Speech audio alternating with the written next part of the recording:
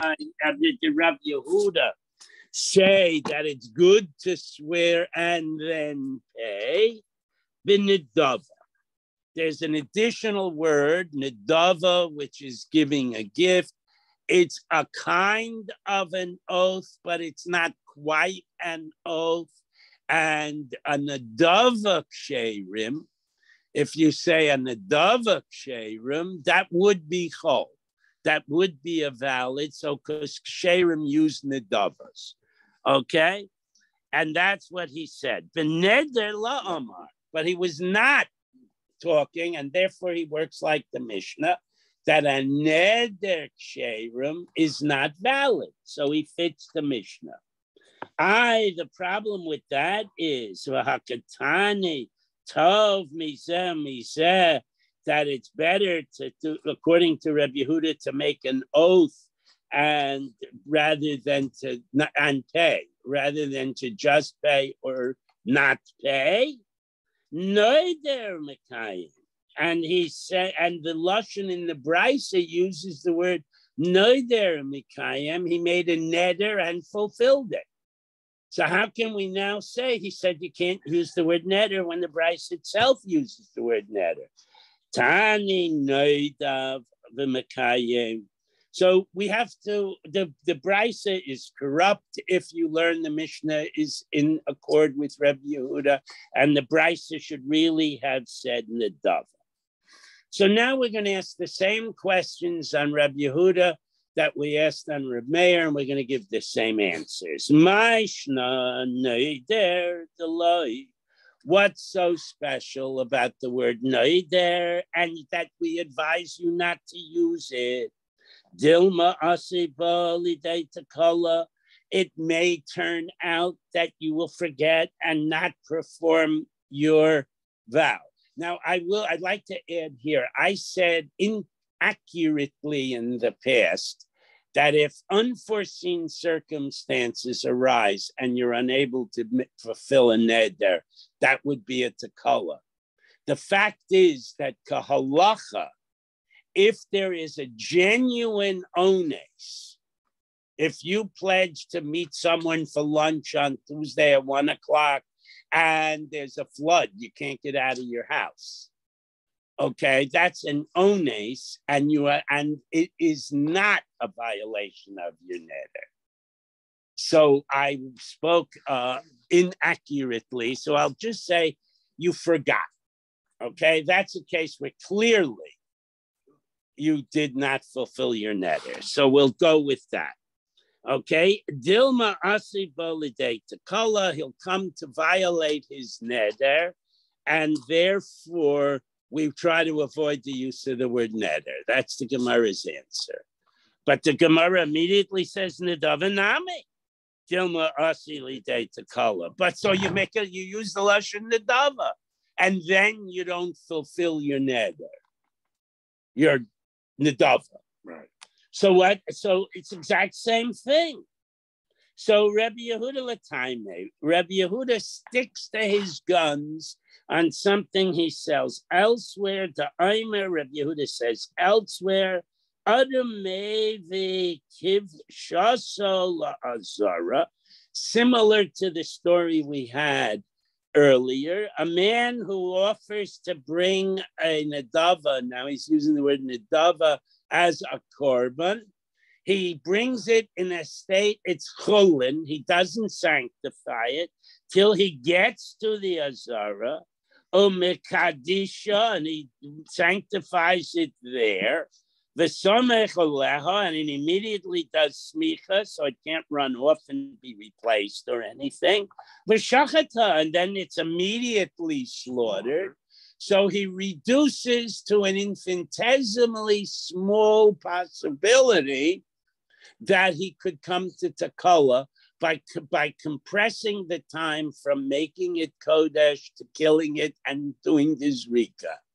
And therefore, he minimizes to the vanishing point the concept of being over to color. So Tanya Nedava Korbanos. So that works just fine if you're talking about a korban where you can defer sanctifying it until just before you do your smicha and shchita. Okay? Nedava de Naziros ma'ikalamema. But what about Nedava le Naziros? We said earlier that Naziros is chol instantly. So you could come to Tekula very easily. We were just talking a few minutes ago about the very handsome young man. He must have been learning or something, and someone died in the room. You can come to Tekula by Naziros. Why would you make yourself a Nazir even using Nedava? Again, Rabbi Yehuda Lataime, he goes to his own logic, and he tells a beautiful story. Okay, now hold cup on this story because people want so much to perform a mitzvah that they're not eligible to perform, that they make themselves Nazirim. Okay, here's the story. Rabbi Yehuda Omer, Chasidim Rishonim, Hayo mis Avin Lahavi Korban Chatas. They so desired to bring a Korban Chatas. Now, Korban Chatas is we do something wrong. But they brought an Asham, they brought a Shlamim, they bring a Taida, they can do everything else. But they can't bring a Chatas, so what do? Lefisha Eina Kaddish Baruch Umevi Takala Al Yadayim. But they can never bring a Chatas because God protects them from committing a sin that would make them chayav a Chatas. So what are they going to do? Okay, so Mahaya Isin, what do? I'm the Nadvin Nazirus Likmakayim. They get up and they donate themselves, so to speak, to be a Nazir for 30 days for God.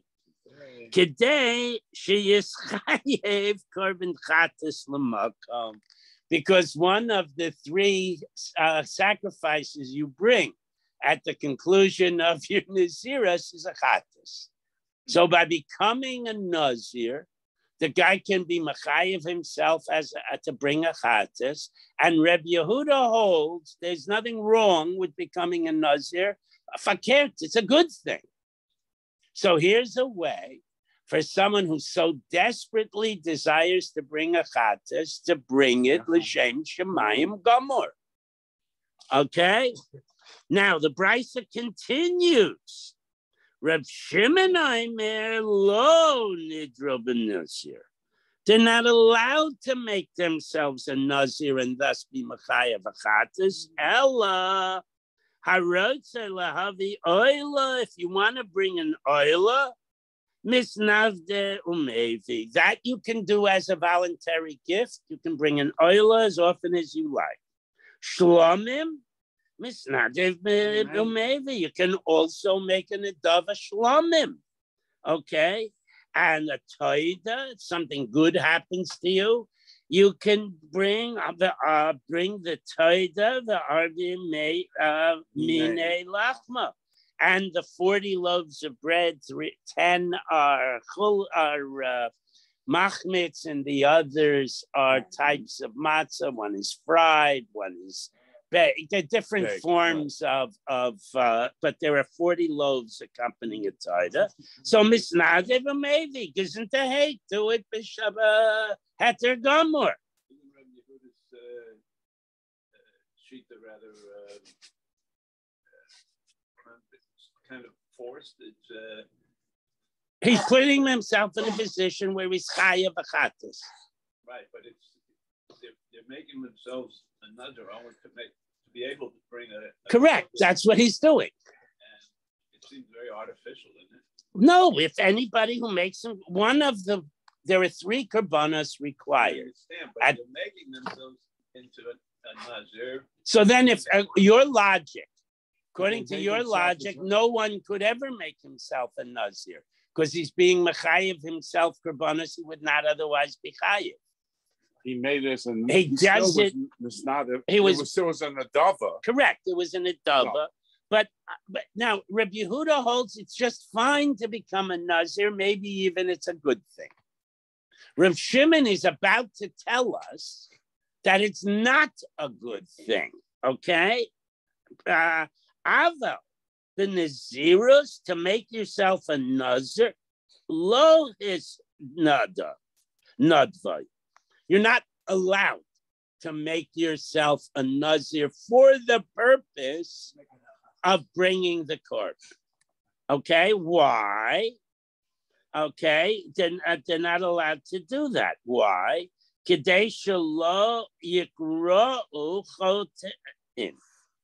Because to a certain, there's a tinge of sinfulness. And a person, you only bring a chatas for committing a sin. So there has to be, I mean, this is like a reasoning issue. There has to be a tinge of sinfulness in becoming a Nazir that is Machayev the Chatas. Yes, sir. What sin did he do? We're going to learn it in 2 seconds. What sin did he do to become a Nazir? You didn't have to. You don't become a Nazir for a sin. You become a Nazir for strengthening yourself. No, but at the end, he has to give a chatas.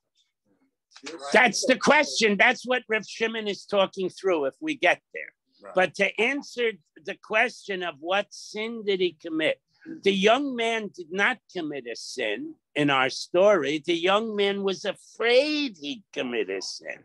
And indeed, the archetype where the Torah brings the concept of Nazirus is when a woman, Nebuch, is unfaithful to her husband, and she goes through the Scotch and Sota process. That's the first mixed drink in history. The woman's dress is torn. So an onlooker might have here Hurim. He might, and her head is uncovered, which is a raya why women are required minatorah to cover their hair at all times. But in any event, he sees this woman in a state of deshavi, and he says, I better become a Nazir because I'm having bad thoughts. So again, Nazirus is a way of strengthening your faith and your behavior.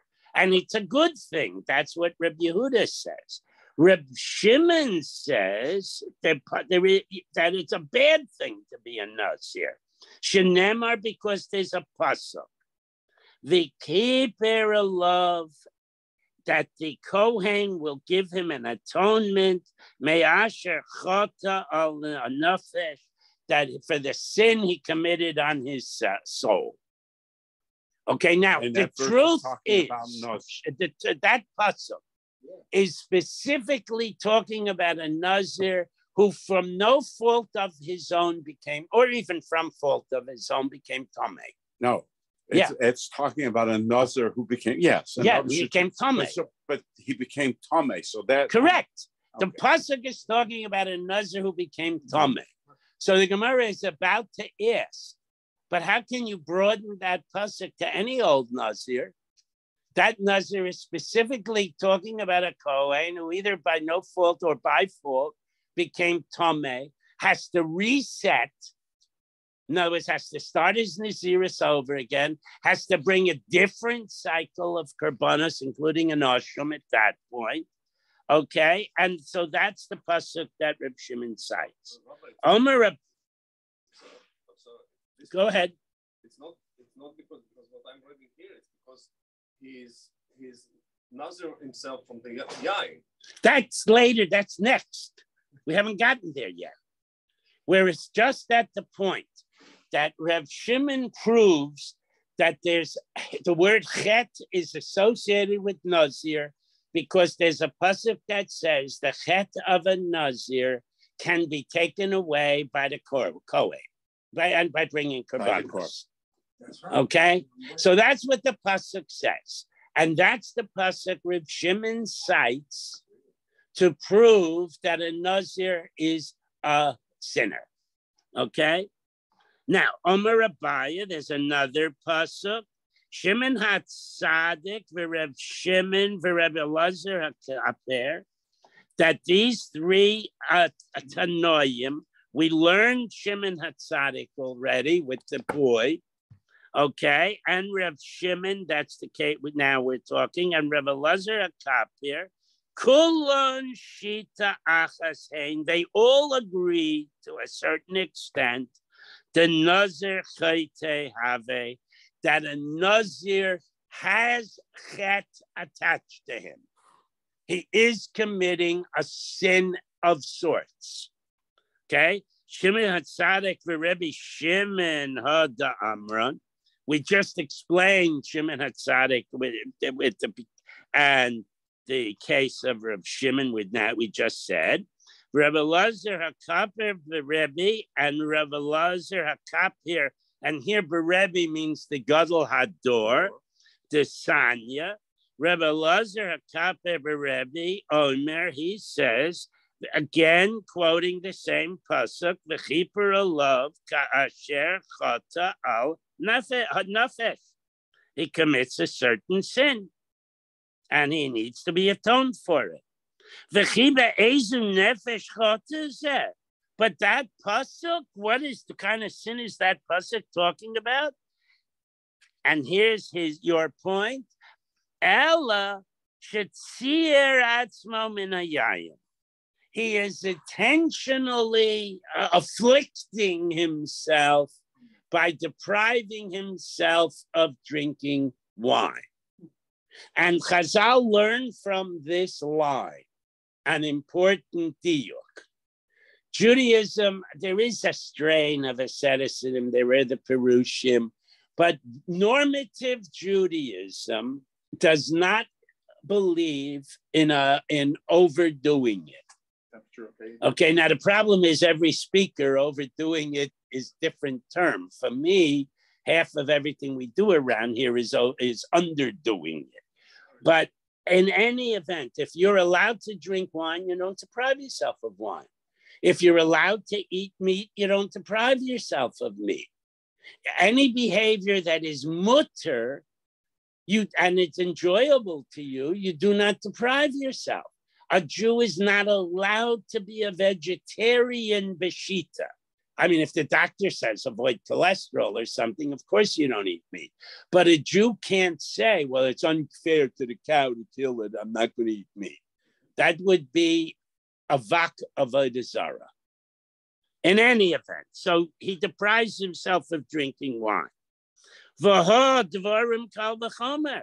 So I can derive from this a significant kal v'chomer. Ma zeh shelo tzi'er atzma ela min hayayin v'nikra chaytei. A person who restricts himself in a very minimal way. He can't drink wine or grape juice or eat grape jelly, etc. And he is called the sinner. Someone who deprives himself of a great deal is literally from everything. Alachas kama v'kama, how much more he is a sinner. And Mikan, we derive from this a halachic concept, Kol hayoshev b'tainis nikra chayte. Anyone who takes on a tainus without a good reason.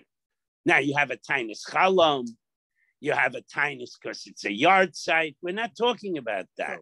We're talking about a guy says, you know what? I'm taking up mincha. He says, I'm going to not eat tomorrow. And he does that every now and then. Maybe because he wants a diet. He wants to cut calories. That's a sin. Tainus bahab is a stipulated tainus. That's not a gratis tainus. Tainus bahab is built into by Chazal. So is a tainus chalom. So is the minhag of making a tainus on a yard site. There are a bunch of times when you're allowed to make a tainus. But to just make a tainus, if you're not allowed to make yourself a nazir, because you're going to avoid wine, halachas kama v'kama, you can't make a tainus where you're going to avoid all foods and drinks. That's what the Gemara said. Now we're finally going to wrap up with the issue that you're misusing the pasuk.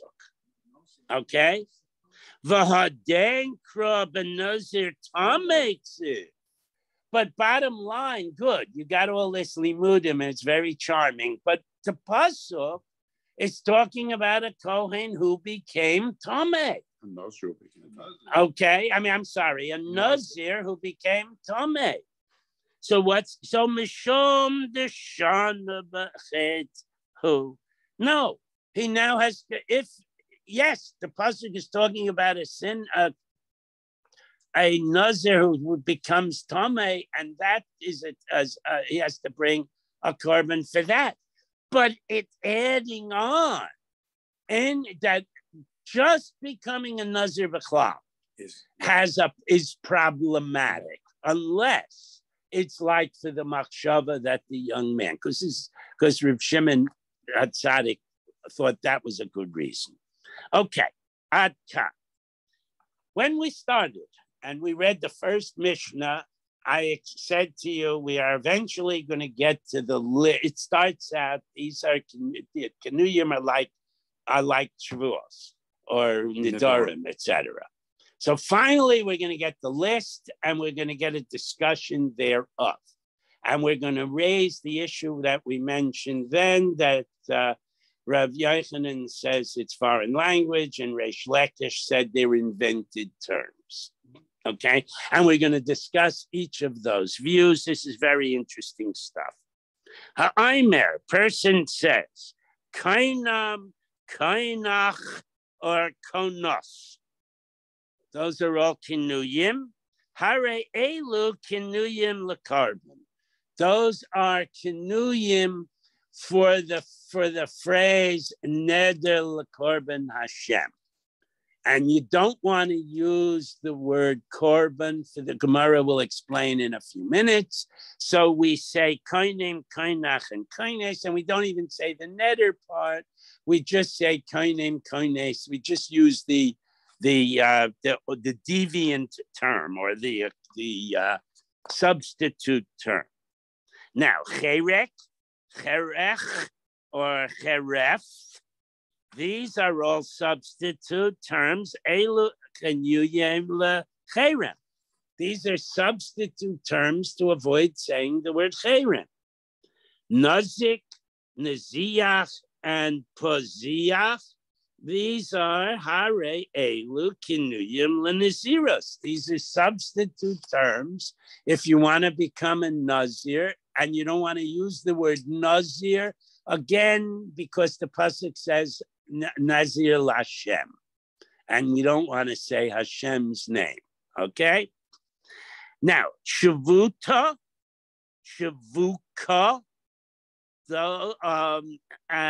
those are substitute terms plus neder lemohi. Those are substitute terms for shavuim. Okay, hare elu kinuyim l'shavua. Now we'll get to, but it's just interesting that they do use the word neder l'mohi, and the Ran explains mohi is a corruption of the word Moshe, because there's a pasuk where Moshe promised God. So you want to make a promise, and you say like Moshe did. That's a legitimate shavua. All right. Itmar, we have the following statement. Kinuyim, about Kinuyim, Reb Yochanan Aimer, Lashon Umos Hain. These are legitimate words in foreign languages. Now, the Semitic, the region around Israel, we spoke Hebrew, which was developed and given to mankind by God. But then the surrounding people spoke Semitic languages, so they had words that were similar, just as Aramaic has words that are similar to Hebrew. Now, one thing we have to know at this point is that Hebrew and the other Semitic languages, at least in biblical and Mishnaic times, there were no such things as synonyms. Okay, every word was discrete. And if you say, well, sasam v'simcha, but they have different meanings, otherwise it wouldn't be two words. There are no synonyms. Masha ein kain English, for example, which is a blend of three languages. It's that has Celtic roots from the people who lived in England to begin with. Then it has Germanic words because the Danes invaded. Then it has French words because the Normans invaded. So English, there are comma synonyms. So just to make the point, any word in English that connotes a commitment on your part is not even a kinoi, it is the term for an oath. And it's a very, very serious thing. If you say, I swear to blank, people say things like that all the time. That's a terrible thing. If you use the word G-D-O-D or the word L-O-R-D or any of those words in casual conversation, you're violating one of the 10 commandments. Very serious stuff. And if a Desdin comes along, you'd have to get Malchus. My son actually has a notebook. He writes down every night what he did during the day. So if Mashiach comes before next Yom Kippur, he'll get Malchus for this, and he'll get Malchus for that. And he'll have to bring in a Chatas for this. And then he burns the notebook Erev Yom Kippur because he's off the hook. All right. So anyway, Lashon Umos Hain, those are foreign language words. Rabbi Shimon ben Lekish Omer, Reish Lekish says, Lashon Shabodu Lehem Chachamim Lios Neider Bo. These are words that the Chachamim invented as substitutes for the words we don't want to say, like neder or shavua, in the context of making a commitment. And Reish Lakish proves it by showing this word with the shoresh beis dalit. L'chein hu omer, it's in a pasuk, b'chedesh asher bada melibo. In that month, I had imagined things in my heart. So I create things out of my imagination, is bada, and that's how he uses the word bada. The time of my tiknu rabbanan kinuyim. So following Reish Lakish's line of reasoning, why did they come up with kinuyim in the first place? V'lo lema carbon. So you avoid using the word carbon. If I say neder carbon, and then I go on and I say the lamed and then the yud kei vav kei, that is a bad thing. So lema carbon.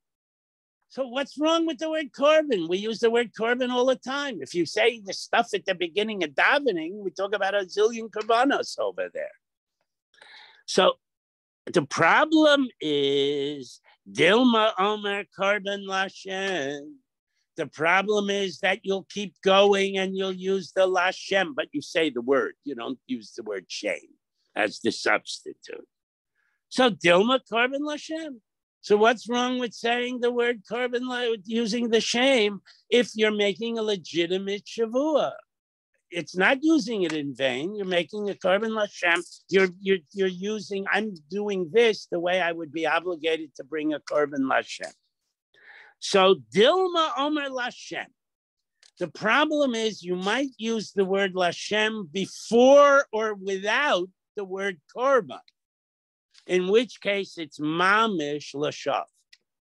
Okay? V'lo Omer korban. You'll leave out the word korban.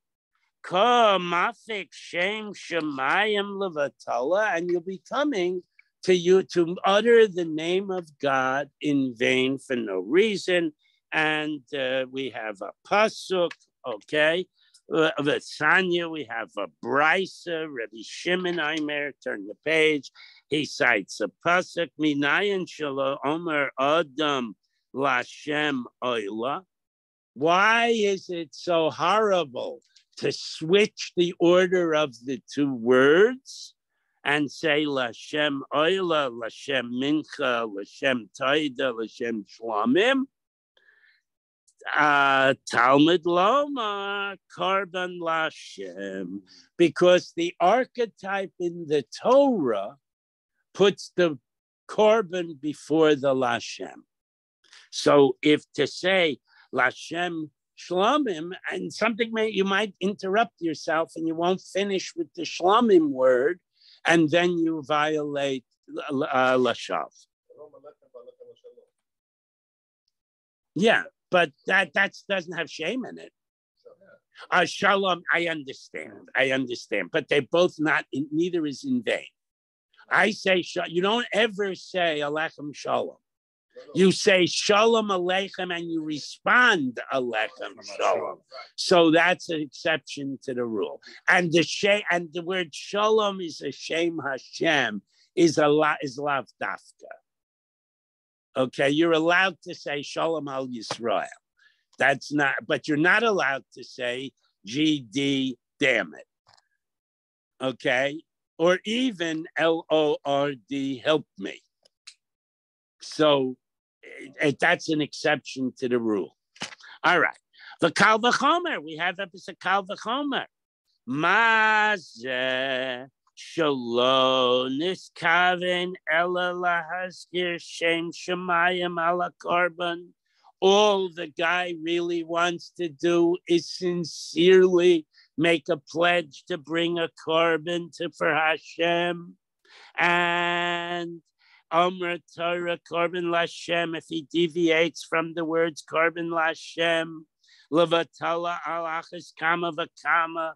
How much worse it is if you use shemos flippantly. Okay?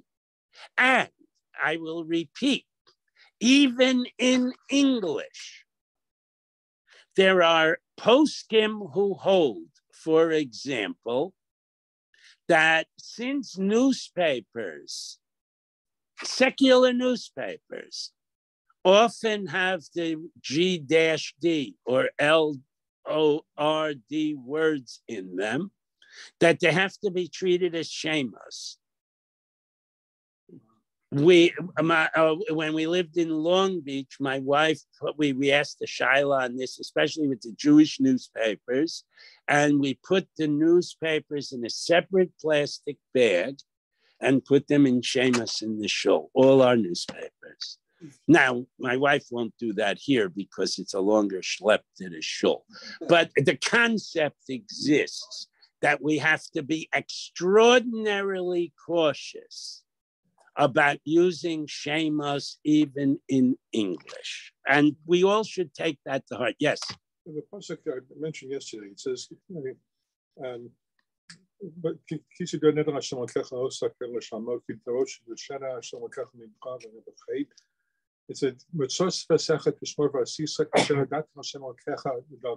doesn't say Nedava Hashem Lokecha, it says Hashem Lokecha Nedava. Okay, but we're talking about Korban Lashem. Nedavas are a different, we said Nedavas are a different rule, they're not as stringent.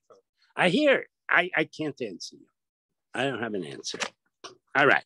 So in any event, the archetype in Psukim is Korban Lashem. The Kal V'chomer, and we just did the Kal V'chomer.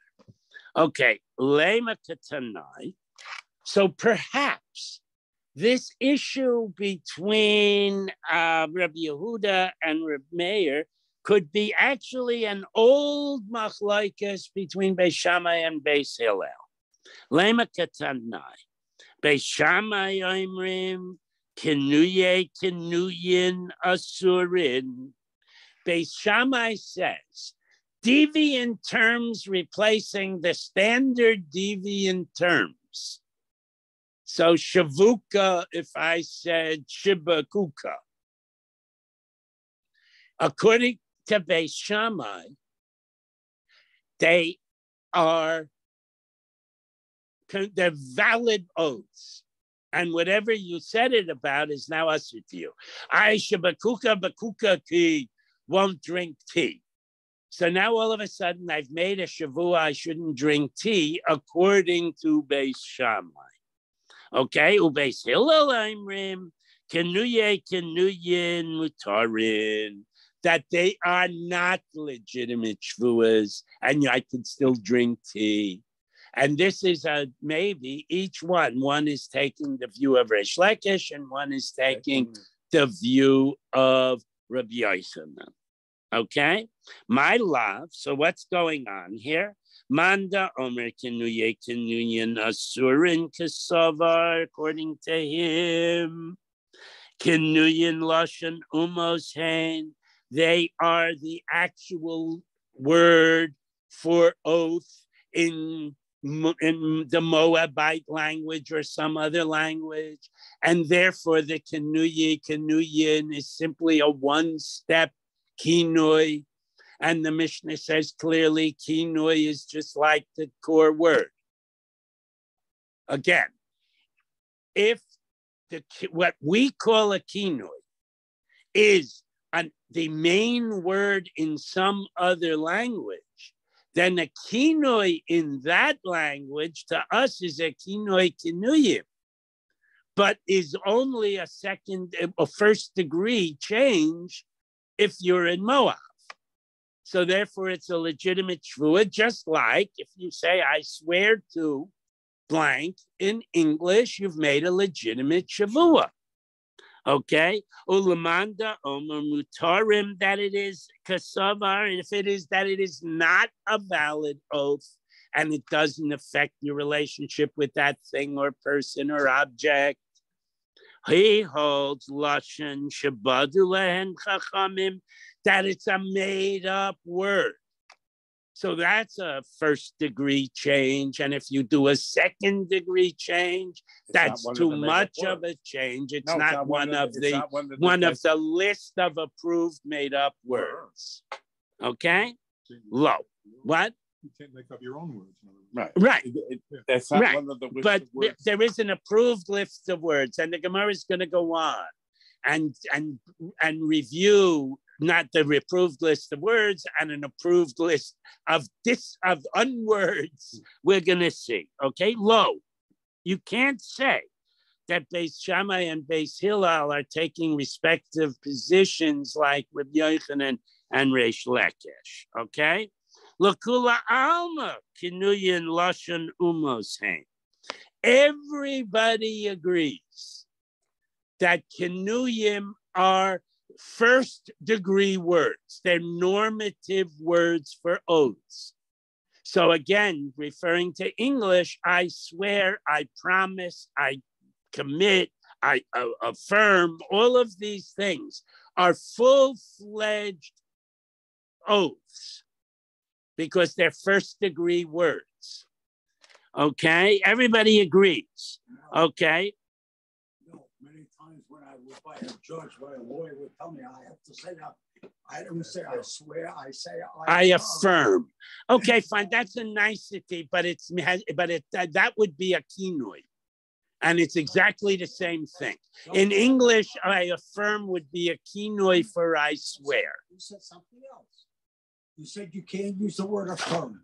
I'm telling you my stuff. And I know. Look, I've been in court too. I hear you. Because they are not halachic authorities, they're courts. So I asked the Rav what I should say. And he said you should say affirm. You have to say something that's better than I swear. Why can't I shake my head when I said that? Because that has to go on the record. You have to verbalize. If you misrepresent what you say, you can't then say, but I didn't swear. You did swear. That's a perfect example of a kinui in English. And just as in Hebrew, we replace the words with kinuyim, and that's a good thing to do. So too in English, replacing I swear with I affirm is a good thing to do. But that's a kinui in English. I thank you very much because you raised, that's a real kinui in English. I'm not saying it isn't. Okay, so what else are we saying? In the beginning, we shouldn't say affirm. You shouldn't. If you have to, you do. And you have no choice. Hey, you're not, let's go back. You're not supposed to make oaths. If you do. I was by a judge And in order for me to control Take all myself, I had to. You are making an oath. You're using a kinui in English. You're making an oath. If you then misrepresent, you're subject to the laws of perjury. There are no ifs, ands, or... All right, let's go weiter. Okay, the kula alma kinuyin lashon umoshein. All these words are legitimate oath words in other languages that we're borrowing into Hebrew to use as kinuyin. Obey Shammai sover bahani nami mishta'e umos. And Beis Shammai says that kinuyim are like kinuyim in Hebrew. They're how those people, because they also don't want to make a formal oath. So they substitute these new level of kinuyim for what they say are base words for oaths. That's Beis Shammai's view. So therefore the oath is valid. Ubeis Hillel Sovrei Bahani Lo Mishtoe Umos, that the Goyim use their basic words. They do not have the same rules we have about Shem Lashem or reluctance to swear. So they don't need Kinuyim. They use their base words. Okay, and that's the machlokes, and everybody is agreeing like Rabbi Yochanan. Nobody is accepting for this purpose Reish Lakish's view. V'boy sema, if you rather, Beis Shammai Sovrei Gazrinan Kinuye Kinuyin. Beis Shammai accepts the notion, maybe this is even like Reish Lakish, that these kinuyim were invented to replace other kinuyim, but we accept them as oaths, as there's a gezerah that we understand what we're trying to do is avoid the word shavua. So it doesn't matter if we say shabuka or shenadubuka. Okay, the implication is clear either way. And therefore, Beis Shammai says it's a valid oath. Mishum Kinuyan, because we accept deviant terms instead of the regular word. Ubeis Hillel Sovrei, he holds Lo Gazrin and Kinuye Kinuyan Mishum Kinuyan. We do not go with that one step further and say deviant terms on deviant terms replace the core term. And that's the machlokes. And this is a standard technique in Shas where you want to narrow a disagreement to as narrow as possible a rationale. Okay. So now we've been talking for a while. And Sid has enlightened us as to a real kinui in English. But now what are kinuye de kinuyim? Heichi dami kinuye kinuyim de nidarim. What would be substitutes for the word with regard to nidarim? Tana Rabbi Yosef. Rabbi Yosef explains, mak namna, and that has the kuf in it, like, okay, or maknachna, or maknasna, heichidami kinuye kinuyim, okay, period. So those are substitutes for the standardized normative substitutes when you're talking, okay. Now, heichidami kinuye kinuyim de cherem. What are substitutes for the Hebrew word cherem? Tane Mafsha'a, a fellow, a Tana named Mafsha'a taught Harokim, and you have the Ches and the Reish, Harokim, Harovim, Harofim. Okay, those would be substitutes. Kinuye and the Nazirus. What would be substitutes for Naziros? Tana Reb Yosef again. Makaz Kina. Again, you have the Zion there. Man Zachna or Mefichina. Those would be Kenuyim. So fine. So now we have a list of approved Kenuyim. And now we have 3 examples for each kind of oath of substitutes, and we paskin like Beis Hillel, so that would not be valid oaths, right? Meboila, they asked the following question. Mifchazna ma. What if you use the word mifchazna or mischazna mai or misazna mai? How far can you take this Kenuyim business? So Omar, and now we're going to add some others. Omar le Ravina le Rav Ashi, kinema mai. What about the word kinema? Now the problem with the word kinema is it somehow is related to koinem, but it's also the name of a spice, cinnamon. Okay, so Kinam Ka'omar is what he's doing, is referring to a co-name, and he means it as a vow. Odoma Kinaman Basam Ka'omar. He's talking about the spice cinnamon. So if you hold a gun to my head and you say, I want you to swear to do something, so I'll say cinnamon. Okay, and you might, because think I'm saying co-name, and you won't shoot me. But I haven't made the oath. Okay? Omar le Rav Acha berei de Rav Chia Rav Ashi. Kinach mai. What about the word kinach? Now the word kinach is also similar as much as the other Kenuyim to koinem, but it has a meaning chicken coop. Okay? So kinach mai. What about that? Kina shel tarnigoyim kamar, is he referring to a chicken coop, again with the gun to his head? Oh, Dilma Lashon de Kainam. Maybe he's referring to the word Kainam. So, boy, we don't have answers. Okay? But again, I have to reiterate again, because it's really important, that since English has a plethora of synonyms, any word, with the possible exception of I affirm in English, is a core word. It is not a kinoi. And even if you affirm, it's a lashon of a kinoi, which is like the oath. All right, let's go weiter. Kinuye kinuyin de shvua hechidami. We left shvua out of the earlier list. So what are they? Shavuel, Shavusiel, and Shekukael. So the Gemara says, just a minute. Shavuel is Moshe Rabbeinu's grandson. You can't, that has a dual meaning.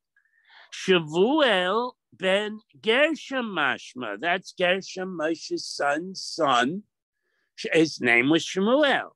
So the Gemara says, you're right. That's not the real word. I misstated. Ella Shevuel, Shavusiel, and Shekukael. He replaces Shavuel with Shevuvael. Okay, now some more. Amar Shmuel. Now remember, we had a list of ambiguous where the Gemara did not give a psak. Now, Amar Shmuel, Amar Ashivta la Amar Klum. If you say Ashivta, that's not an oath. Kin Konrin Shah or Sa la Amar Klum, that's also not an oath. Neder b'mohi, let's get back to that. That was on our list of acceptables. Hare elu kinuyim, that's one of the legitimate kinuyim. Desanya, we have a brisa. Rabbi Shimon ben Gamaliel, Omer, ha'omer b'mohi. If you leave out a commitment word and you just say by Mohi, that's like saying by Moses. Okay, Lo Omer Klum, it's not an oath. B'mo mosa the Omer Mohi. But like the commitment uttered by Mohi, meaning Moshe, okay, Hare Elu Kinuyim Lishvua. That's a legitimate Kinuyim for Shavua, and we'll let David pick up at the Mishnah tomorrow. Where? The Mohi. The Mohi. Where Moshe Feinstein called himself Macy. Macy. Macy? Yeah, because he pronounced the O's as E or A, and he pronounced a shin like a sin and a sin like a shin. So if you know anybody with the English name Macy, that's really Moshe. Macy Gordon. Macy Gordon, correct. And his Hebrew name is Moshe. Okay, I don't know whose phone this is. Okay, good night, Shabbos all. Tomorrow you have the pleasure of David's shir, and then somebody will please tell me on Sunday where he left off so I can pick up. Macy Gordon did not like his name. He used to introduce himself to the classes. My name is Rabbi Gordon. First name spelled R-A-B-B-R. But that's a guy. There are people. The Talmudim used to call him Gimbals. Okay, but there are people who introduce themselves as Rabbi Plony. Right. If you ever talk to a real gadol, yeah, Rav Pam used to call me, yeah, and he'd say, "Ramotza, this is a Rav." They do not use the honorific about themselves.